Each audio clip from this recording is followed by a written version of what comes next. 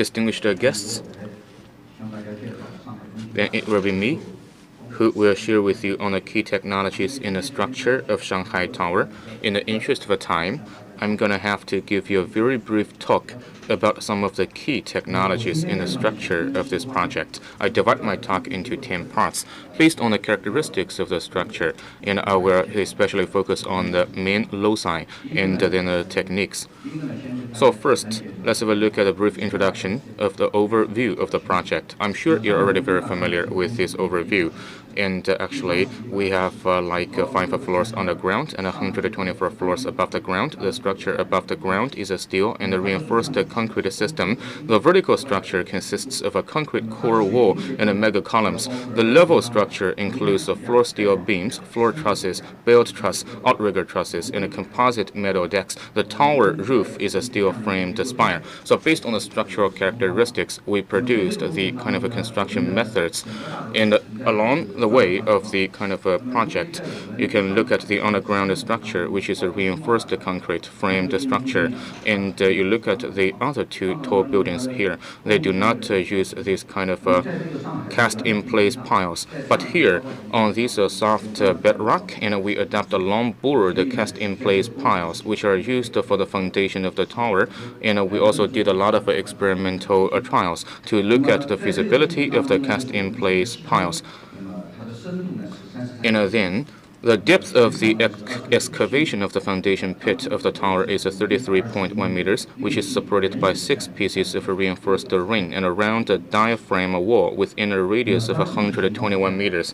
And then the hydrogeo conditions of the project. It is a typical kind of geo condition in Lujiazui area, and the confined water in the soil stratum of number 7 and number 9 is connected. The depth of the foundation of the tower and a podium in the soil stratum with confined water is 5 meters and 1 meter respectively. So actually we have to go down to this kind of stratum and with confined water, which is 5 meters and 1 meter respectively. So how can you control the groundwater layer? This is a technical challenge. The next, the key technology for the construction of the deep bored cast-in-place piles. And this is the first time ever we use it on such a big-sized and a tall building. We hope we can achieve the first-time success. So we did a lot of trials. And on this kind of project, we have different processes. And for example, the technology for the bored cast-in-place piles in deep sand beds, both positive circulation and reverse circulation boring are introduced for the bored cast-in-place piles in this project. And then the high-quality bentonite is used for grouting material. The sand removing from the ground is done by the sand removing machine. In the meantime, the GPS-20 boring machine and the drill bit with tri-wings and the double stirrups that are used in construction in order to meet the requirement for both the depth of a boring and the straightness within 1 out of 150th. Yet we're going to have to go beyond the code, and we have to make sure that the vertical degree is controlled within 1 out of 150th in order to meet the design requirement of the loading. So the pile and the post-grouting technology is very important, and the required loading tonnage is 1,000 tons, but the total experimental tonnage level should be more than 2,000 tons. Therefore, we did a lot of trial. And then, during the grouting, both the quantity of cement and the grouting pressure were properly controlled.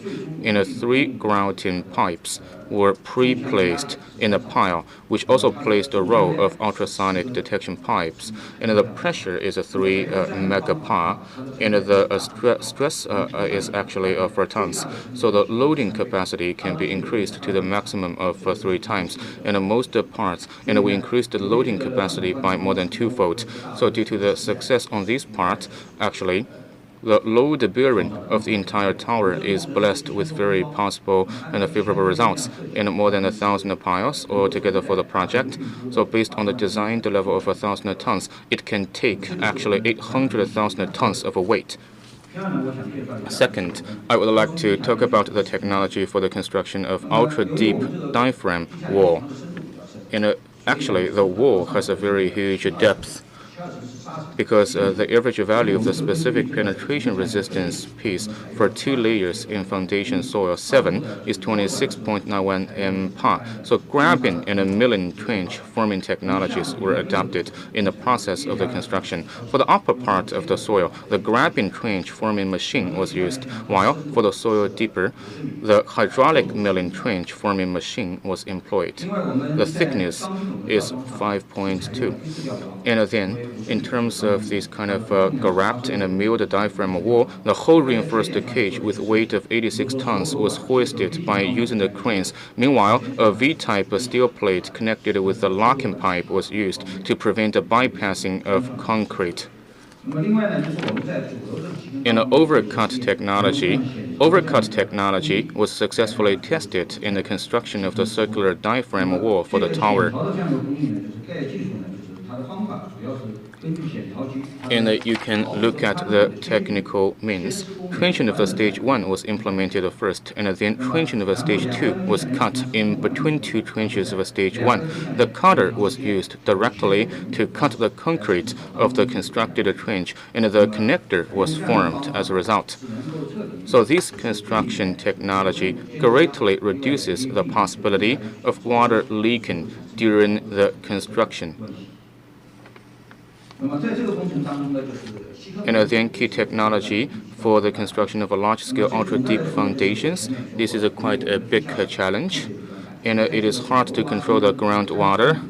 Therefore, at the depth of 33 meters, actually, in order to properly control the confined water at the tower area, 12 water-lowering wells with a depth of 55 meters were arranged inside the circular diaphragm wall, while 14 wells of the same kind with a depth of 55 meters and 65 meters were respectively arranged outside the circular diaphragm wall. The water-lowering wells were then opened, and when the excavation reached minus 17.5 meters on the ground, the wells were shut 7 days after completion of a concrete casting of the base slab. And then 4 soil borrow platforms were symmetrically set up inside the diaphragm wall for the tower, and the excavations were symmetrically carried out in 4 sections of the foundation pit. Both the construction methods of a basin earthwork excavation and island earthwork excavation were adopted in the excavation of foundation pit with 7 layers of a soil deposit. So excavation with a grade 2 slope was conducted when the height of the layered soil deposit is over 4 meters. And then the podiums. And we adopted those techniques to meet the critical construction period.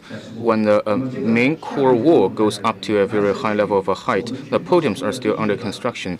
At the area for podiums, the earthwork excavation in each section was carried out simultaneously. Before the excavation at four corners commenced, the cross-type supporting system was accomplished, which effectively controlled the deformation of the diaphragm wall. And then open excavation was conducted for the first layer of earthwork in each section. Underground basin earthwork excavation was conducted for the soil deposits through number 2 to number 6 layers, and the water-lowering wells were arranged outside the diaphragm wall of the tower, which was used to control the pressure of confined water, and the wells with a depth of 45 meters were added at different spots of the podiums. Then next, the foundation slab. The base slab with a length of 121 meters and a thickness of 6 meters was constructed in this project, which employed a total of 60,000 cubic meters concrete and used middle and low heat cement, large amount of fly ash and mineral additives, as well as a high-performance polycarboxylate water-reducing agent. The consumption of the water was controlled by 160 kilogram per cubic meter. In the concrete curing process, 2 layers of films and 2 layers of sacks were placed in intervals at the top, and a real-time temperature was measured so as to guide the construction. Depending on the site conditions and the capacity of concrete supply, it was decided to deliver this concrete to the site at a rate of 1,000 cubic meters per hour so as to shorten the time of concrete casting. It was considered to employ 6 mixing stations at the same time and 405 mixers in a non-stop way so as to finish casting in 60 hours. And during the concrete casting, 8 auto pumps with a length of 48 meters and 6 mounted pumps were arranged at the round foundation pit. 4 auto pumps with a length of 56 meters were arranged at the soil borrow platforms. The foundation concrete was poured from center to edges, which effectively reduced the flowing distance of concrete. Concrete casting was finished first from the middle and the east part of the foundation area, and it was ended in the west part of this area. So you look at those temperature increase. The maximal increase is to 71 degrees or so. So the heat was controlled very well. And then the steel plate, actually, the rigid shear steel plate at the core cylinder. And in Shanghai, we have anti-earthquake requirement. So we put this kind of a shear steel plate in our design. But we may have some problem. For example, the rigid steel plate, actually, for the proper concrete flow, several holes were drilled in the form of a plum blossom in the steel plate. And then the construction technology of a core cylinder, the integral steel platform system was adopted in the construction for the core cylinder of the tower, which consists of a support system, power system, steel platform system, scaffolding system, and a frame or formwork system. The platform can support a great amount of materials and facilities during the construction. Its integrative design and closed structure greatly improving the stability and the safety of the platform during the construction. And tomorrow afternoon, you can visit it on site. And the situation of the steel platform. Ninthly, the key technology of concrete delivery by concrete pump. This is a big challenge. For Khalifa Tower, actually the height is 611, kind of a height for pumping. And currently for our tower, the maximal height of the tower is 632. So the concrete pumping height may be higher than 611 meters. So this is a big challenge. And then we look at this issue from the following perspective. First, the concrete mix ratio, which was designed according to the pumping level, specific ratio was taken among 3 different sections. So at the kind of first section, from level 1 to level 13, the elevation of which is 0 to 65.8 meters, the self-compaction concrete was supplied. The high-flow concrete was supplied to the second sections with levels from 14 to 84, elevation of which is 65.8 to 393.3 meters. The self-compaction concrete was supplied above level 84 with an elevation of 393.3 meters. And in the construction scheme for this project, the concrete delivery was carried out by different pumps. 2 trailer-type pumps and 2 pump pipes were serviced. As we know, Sanyi Heavy Engineering is our partner. And one-way valves were installed near the outlet of a pump pipe, as well as horizontal pipe, close to the connection of a vertical and a horizontal pipe. The vertical pipes were set up in turning pattern so as to reduce the vertical pressure.